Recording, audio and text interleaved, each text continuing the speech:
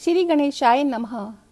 साध्य साधन आदि का विचार तथा श्रवण कीर्तन और मनन, इन तीन साधनों की श्रेष्ठता का प्रतिपादन।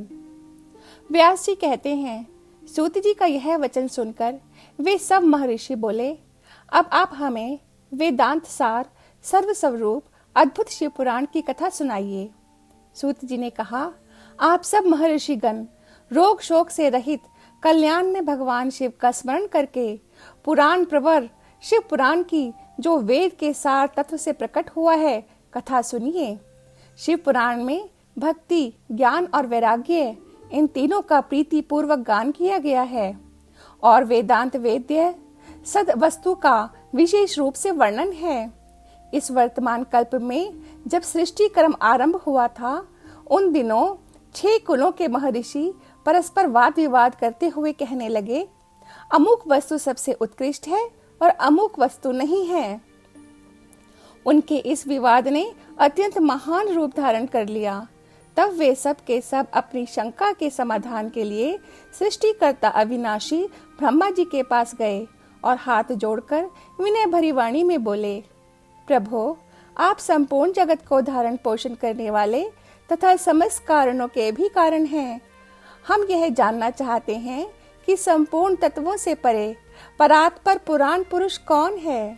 ब्रह्मा जी ने कहा, जहाँ से मन सहित वाणी उन्हें ना पाकर लौट आती है तथा जिनसे ब्रह्मा, विष्णु, रुद्र और इंद्र आदि से युक्त यह संपूर्ण जगत समस्त भूतों एवं इंद्रियों के साथ पहले प्रकट हुआ है, वे ही ये देव महादेव सर्वज्ञ एवं संपूर्ण जगत के स्वामी हैं।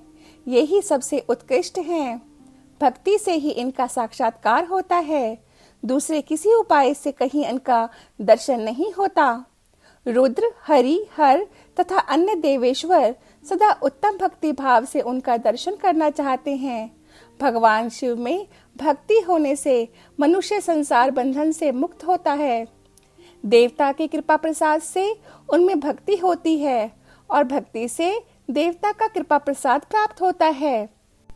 ठीक उसी तरह जैसे यहाँ अंकुर से बीज और बीज से अंकुर पैदा होता है, इसीलिए तुम सब ब्रह्म ऋषि भगवान शंकर का कृपा प्रसाद प्राप्त करने के लिए भूतल पर जाकर वहाँ सहस्रों वर्षों तक चालू रहने वाले एक विशाल यज्ञ का आयोजन करो।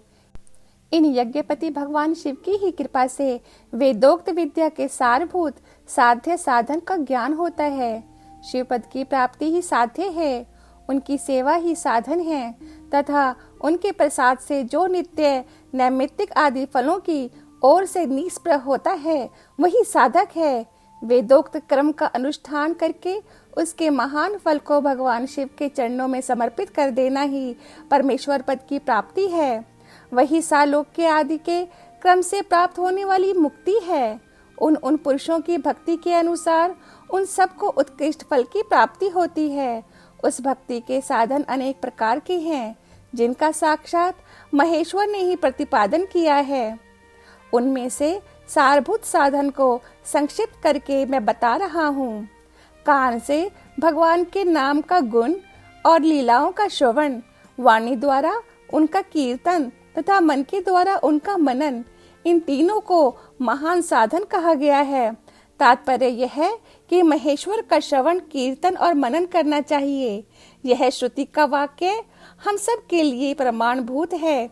इसी साधन से संपूर्ण मनोरथों की सिद्धि में लगे हुए आप लोग परम साध्य को प्राप्त हो।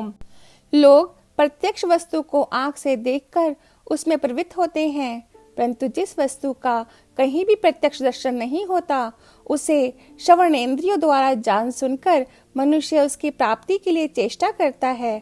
अतः पहला साधन श्रवण ही है। उसके द्वारा गुरु के मुख से तत्व को सुनकर श्रेष्ठ बुद्धि वाला विद्वान पुरुष अन्य साधन कीर्तन एवं मनन की सिद्धि करे। क्रमशः मनन पर्यंत इस साधन की अच्छी तरह साधना कर लेने पर उसके द्वारा सालोक्य आदि के क्रम से धीरे धीरे भगवान शिव का संयोग प्राप्त होता है। पहले सारे अंगों के रोग नष्ट हो जाते हैं, फिर सब प्रकार का लौकिक आनंद भी विलीन हो जाता है। भगवान शंकर की पूजा, उनके नामों के जप तथा उनके गुण रूप, विलास और नामों का युक्ति परायण चित्त के द्वारा जो निरंतर परिशोधन या चिंतन होता है उसी को मनन कहा गया है। वह महेश्वर की कृपा दृष्टि से उपलब्ध होता है। उसे समस्त श्रेष्ठ साधनों में प्रधान या प्रमुख कहा गया है।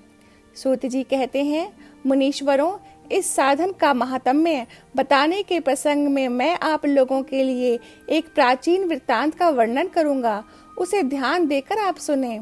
पहले की बात है, पराशर मुनि के पुत्र मेरे गुरु व्यास देव जी सरस्वती नदी के सुंदर तट पर तपस्या कर रहे थे। एक दिन सूर्य तुल्य तेजस्वी विमान से यात्रा करते हुए भगवान सनत कुमार अकस्मात वहां जा पहुंचे। उन्होंने मेरे गुरु को वहां देखा। वे ध्यान में मगन थे। उससे जगने पर उन्होंने ब्रह्मपुत्र सनत कुमार जी को अपने सामने उपस्थित देखा। देखकर वे बड़े वेग से उठे और उनके चरणों में प्रणाम करके मुनि ने उन्हें अर्घ्य दिया और देवताओं के बैठने योग्य आसन भी अर्पित किया। तब प्रसन्न हुए भगवान सनत कुमार विनीत भाव से खड़े हुए व्यास जी से गंभीर वाणी में बोले, मुने, तुम सत्य वस्तु का चिंतन करो। वह सत्य पदार्थ भगवान शिव ही हैं, जो तुम्हारे साक्षात्कार के विषय होंगे। भगवान शंकर का श्रवण, कीर्तन, मनन ये 3 महत्तर साधन कहे गए हैं। ये तीनों ही वेद सम्मत हैं। पूर्व काल में मैं दूसरे साधनों के संभ्रम में पड़कर घूमता घामता मंदराचल पर जा पहुंचा और वहां तपस्या करने लगा। तदंतर महेश्वर शिव की आज्ञा से भगवान नंदिकेश्वर वहां आए। उनकी मुझ पर बड़ी दया थी। वे सबके साक्षी तथा शिव गणों के स्वामी भगवान नंदिकेश्वर मुझे स्नेह पूर्वक मुक्ति का उत्तम साधन बताते हुए बोले, भगवान शंकर का श्रवण, कीर्तन और मनन ये तीनों साधन वेद सम्मत हैं और मुक्ति के साक्षात कारण हैं। यह बात स्वयं भगवान शिव ने मुझसे कही है। अतः ब्राह्मण, तुम श्रवण आदि तीनों साधनों का ही अनुष्ठान करो। व्यास जी से बारंबार ऐसा कहकर अनुगामियों सहित ब्रह्मपुत्र सनत कुमार परम सुंदर ब्रह्म धाम को चले गए। इस प्रकार पूर्व काल के इस उत्तम वृत्तांत का मैंने संक्षेप से वर्णन किया है। ऋषि बोले, सूत जी, श्रवण आदि 3 साधनों को आपने मुक्ति का उपाय बताया है, किंतु जो श्रवण आदि तीनों साधनों में असमर्थ हो वह मनुष्य किस उपाय का अवलंबन करके मुक्त हो सकता है? किस साधन भूत कर्म के द्वारा बिना यत्न के ही मोक्ष मिल सकता है? पहली संहिता विद्वेश्वर संहिता का 3 और 4 अध्याय समाप्त। जय गुरु जी, जय शिव शंकर।